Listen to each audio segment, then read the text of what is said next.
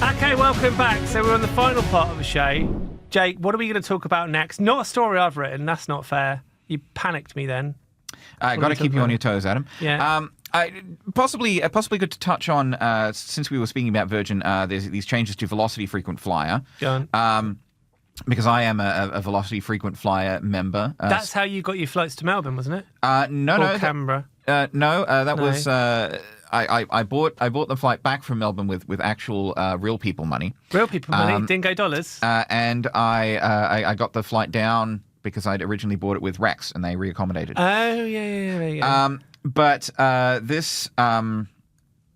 these changes to Velocity Frequent Flyer are sort of a mixed bag for customers because, on the one hand, it's going to cost you fewer points to get a domestic flight.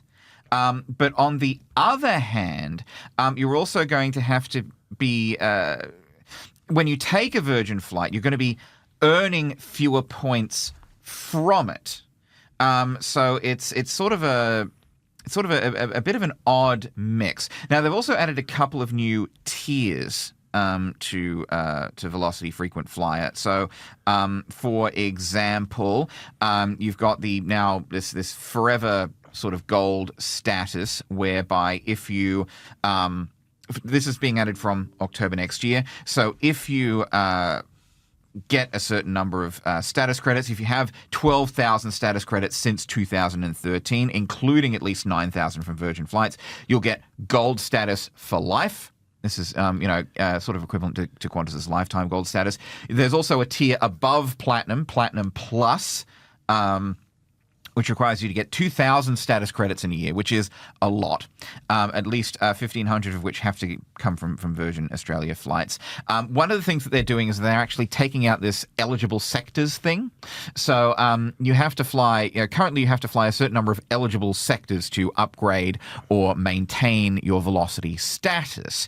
But now it's just you have to have a certain number of status credits, and those status credits have to a percentage of those status credits have to be from flying with Virgin Australia. You can't get it from like partner airlines or Flybys or whatever else. These are all very complicated. What is their justification for doing this? Is it to simplify it, or what is their kind of reasoning? So Nick Rawlack, who's the CEO, said that the changes, quote, represent our focus and investment in areas that matter most to our members, like great value domestic redemptions and being better recognised for loyalty. So he said they want to have a sustainable, competitive and valuable proposition for members. So basically, it's going to cost you less in points to get a domestic flight, but earning points is going to be a little harder on Virgin flights, and also spending points internationally is going to go up. But you get most of your points because you shop at Woolworths, right? Coles. Yeah, but so this is good for you. If you're, it's great for me. It's great for you. I'm not getting most of my points from flying with Virgin. I'm getting most of my points from Flybys. So effectively, it does sound like there's been some sort of skullduggery where you've used your contacts in Virgin in order to reboot the whole system. They were very chastened when they couldn't get me a seat out of Melbourne, and so I didn't think we were commenting as to whether you played the "Don't You Know Who I Am" card, but it appears you've inadvertently admitted you did. I've been exposed. You said, "Don't you know who I am?" And they went, "There's no sites. There's no seats left." All right, what are we talking about next? Well, I think we can have a couple of sort of lighter stories to round things off.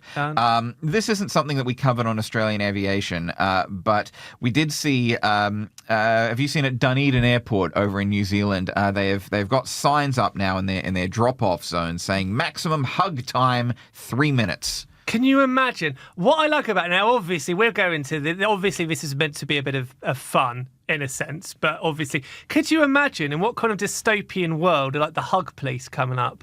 Imagine like you're there and they're counting up and it gets to 3:01 and the hug police just pulling you apart. Yeah, coming in with sticks. The sign says max hug time 3 minutes. For fonder farewells, please use the car park. This is in the drop-off. Please use the car Please use the car park. Oh, Brett, sorry, you're having so much love there. Can you please take your hugging to the car park, which is not a place which is generally known as being filled full of love. Yeah. Well, it's. I think the aim is to keep the traffic moving through the drop-off zone because we can't have people just hugging for 3 minutes and 2 seconds and taking up all the space. And I see this. they were saying that the Dunedin Airport. Their chief executive Dan DeBono was saying that they didn't want to have threats to clamp people's wheels or fine them.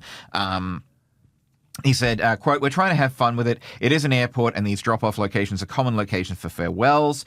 There's no space left for others. It's about enabling others to have hugs." Yeah. So really it's like maximizing the quantity of hugs by decreasing the length of hugs. No, I do feel a bit annoyed because obviously this was meant to be a slightly light-hearted thing, which would obviously they would hope would generate publicity. Job done. Yeah. But obviously there's a lot of people. This kind of like awful. I don't want to sound like an old man ranting. This kind of faux outrage. And I think the Daily Mail were like, "Is this the most disgusting, vile sign in the history of signs?" Yeah. Obviously, there's a little bit of a joke. I would imagine. They're not actually going in with truncheons and sort of, pulling people apart. It's meant to be a bit of fun. Make you smile. Yeah, DeBono has also said that apparently some travellers are sometimes using the drop-off zone to engage in last-minute amorous acts. Amorous acts? Well, I'd like to think they just meant people having a kiss. I couldn't... He said, airports are hotbeds of emotion. Our staff have seen some interesting things over the years. But basically, DeBono said they will not have a special unit of hug police enforcing the rule, but staff may politely ask lingerers to move into the car park. He said, quote, "We're not here to tell people how long they should hug for. It's more the message of please move on and provide space for others." So he was saying that to Radio NZ, and that was reported through The Guardian. So a sort of a lighter story there. We've also had... Speaking of Huey Lewis in the news earlier, there was famous, of course, in part for his soundtrack to the Back to the Future films, and RAF Base Edinburgh had a DeLorean, is having a DeLorean visit for the upcoming What year did Family it come Day. from? Well, that's the thing. We don't know. It just kind of appeared. Just appears. Just came out of nowhere. Does it actually look like the DeLorean? It's a replica. It's a replica of the actual DeLorean from Back to the Future. So they're going to be having that at this free Family Day on October the 24th. It does actually look really good. It does, and it's got the hoverboard in the seat there. But there's what I appreciate is from this defense release. There's all of these wonderful Back to the Future jokes. Are you telling me this sucker is nuclear? Shortly following the drive, Wing Commander Keen was installing cables for a weather experiment while discussing something about 1.21 gigawatts and funding for a clock tower. Commanding Officer 11 Squadron Wing Commander Adam Saber, excellent name. Adam Saber, you've got to love that name. He compared the experience of the DeLorean with one of his P-8As. He said, "The acceleration is incredible. I hit 88 miles per hour in no time. What's more, the hover conversion takes this vehicle to a whole new level. Who needs a road or runway? The only issue is that the re-entry is a little bumpy." And Disruptive Air Power Lead Group Captain Pete Mitchell was impressed by the cutting-edge capabilities on show. He said, "This is heavy." The ability to travel through time using systems such as the time circuits and flux capacitor is a game changer, not to mention the applications for the hoverboard.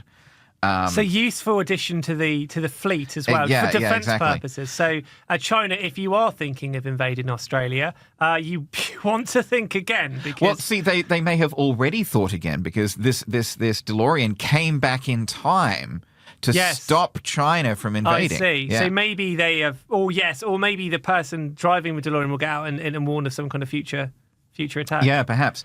Chaplain Patrick Garton, who helped facilitate the car's visit. This is owned by Daniel Berganetti, who also owns the company that does the vending machines at various defence establishments. But Chaplain Patrick Garton, who helped facilitate the car's visit, this is from the press release, seemed more interested in the Grey Sports Almanac, searching for when his beloved Adelaide Crows will win their next AFL premiership. He is still looking. Shots fired. He said, "This felt like a moment of density, I mean destiny." So, I mean, there's a lot of geeky references and a lot of Huey Lewis in the news references in this article. But, Adam, as we say, it is hip to be square.